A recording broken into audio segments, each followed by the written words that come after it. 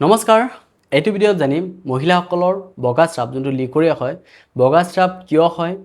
বগা স্ৰাৱ কেই প্ৰকাৰৰ আৰু বগা স্ৰাৱ ঘৰুৱাভাৱে আমি কেনেকৈ ভাল কৰিব পাৰিম তো বলক জানো হওক মহিলাসকলৰ বগা স্ৰাৱ ওলোৱা এইটো এটা ডাঙৰ ৰোগ নেকি নে এইটো স্বাভাৱিক যদি বগা স্ৰাৱ ওলাইছে আৰু বগা স্ৰাৱৰ লগত খজুৱতি হৈছে বগা স্ৰাৱৰ কালাৰ বেলেগ হৈ গৈছে তলপেট বহুত বেছি বিষ হৈ আছে বগা স্ৰাৱ বহুত বেছি দুৰ্গন্ধময় হয় যদি এনেকুৱা লক্ষণ থাকে তেতিয়াহ'লে এইটো ভিডিঅ' শেষলৈকে চাব বহুত বেছি ইনফৰ্মেটিভ হয় প্ৰথমে এটা গুৰুত্বপূৰ্ণ কথা সকলো বগা স্ৰাৱেই ৰোগ নহয় যেতিয়া মাহেকীয়া হয় মাহেকীয়া হোৱাৰ আগত বা মাহেকীয়া হোৱাৰ পিছত অভুলেশ্যন প্ৰচেছ যেতিয়া হয় অৰ্থাৎ ডিম্বাণু ওলোৱাৰ সময়ত বা গৰ্ভৱতী অৱস্থাত পাতল এটা পদাৰ্থ ওলাব পাৰে এইটো একদমেই নৰ্মেল কিন্তু যদি সেই পাতল পদাৰ্থটো ওলাইছে বগা স্ৰাৱটো ওলাইছে তাত কি হয় খজুৱতি দুৰ্গন্ধ আদি কালাৰটো চেঞ্জেছ হৈ গৈছে বহুত বেছি বিষ হৈছে তেনেকুৱা যদি হয় তেতিয়াহ'লে কিন্তু আপোনাৰ এইটো এটা ৰোগ হ'ব পাৰে এতিয়া আমি জানিম বগা স্ৰাৱ কিমান ধৰণৰ মানে কেই প্ৰকাৰৰ বগা স্ৰাৱ হ'ব পাৰে বগা স্ৰাৱৰ ৰূপ যদি সলনি হয় তেতিয়াহ'লে কাৰণো বেলেগ বেলেগ হ'ব পাৰে প্ৰথমটো হৈছে ইয়েষ্ট ইনফেকশ্যন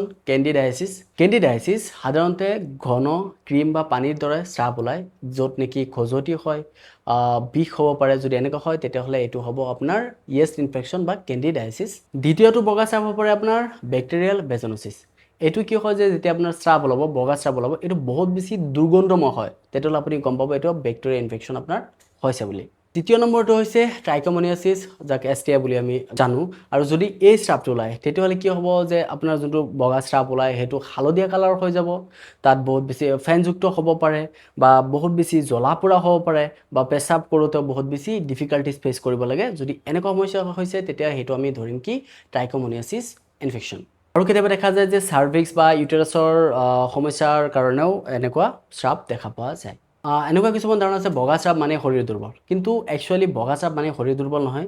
কিছুমান বগা স্ৰাৱত শৰীৰ দুৰ্বল হয় যেনেকৈ মই কৈছোঁ এইটো ইনফেকশ্যন যদি থাকে এইটো কণ্ডিশ্যন হৈ আছে তেতিয়াহ'লে বগা স্ৰাৱ গ'লে আপোনাৰ শৰীৰ দুৰ্বল হ'ব পাৰে এইটো কিন্তু স্বাভাৱিক কথা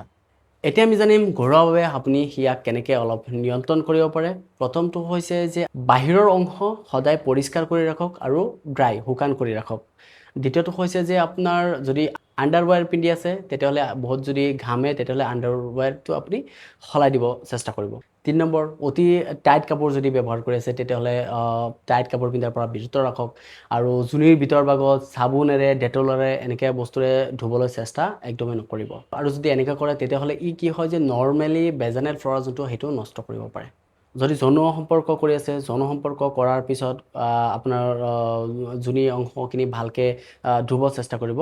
আৰু পৰ্যাপ্ত পৰিমাণে পানী খাব ডেইলি লাইফত বেলেঞ্চ ডায়েট ৰাখিব যদি এইখিনি কৰে তেতিয়াহ'লেও আপোনাৰ অলপ হ'লেও সকাহ পাব এটা কথা মনত ৰাখিব নিমখ মিশ্ৰণ পানী বা য়োগাৰ্ট বা আপোনাৰ বেকিং চ'ডা এনেকুৱা বস্তু কিছুমান এনেকুৱা ৰেমেডিজ ওলাইছে তো এইবিলাক যদি আপুনি ব্যৱহাৰ কৰে তেতিয়াহ'লে কিন্তু আপোনাৰ সমস্যা হ'ব ইনফেকশ্যন হোৱাৰ চান্স আছে এনেকুৱা বস্তু আপোনাৰ যোনিভাগত নিদিব এতিয়া বলক জানো কেতিয়া আপুনি ডক্তৰ দেখুৱাটো বাধ্যতামূলক হৈ পৰে যদি আপোনাৰ বগা স্ৰাৱটো ওলাইছে সেইটো বগা স্ৰাৱ বহুত বেছি খজুৱতি হয় আপোনাৰ বগা স্ৰাৱ বহুত বেছি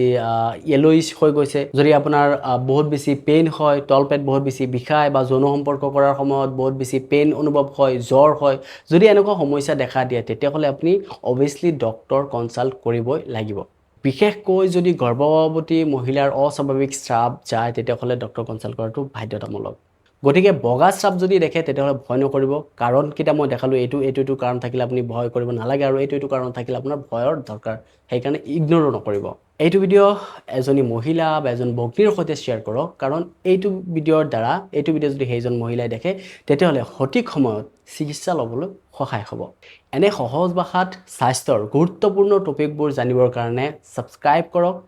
আৰু কমেণ্টত লিখক নেক্সট কি বেমাৰৰ বিষয়ে লাগে যদি PCODৰ বিষয়ে লাগে ইৰেগুলাৰ পিৰিয়ডৰ বিষয়ে লাগে PCOSৰ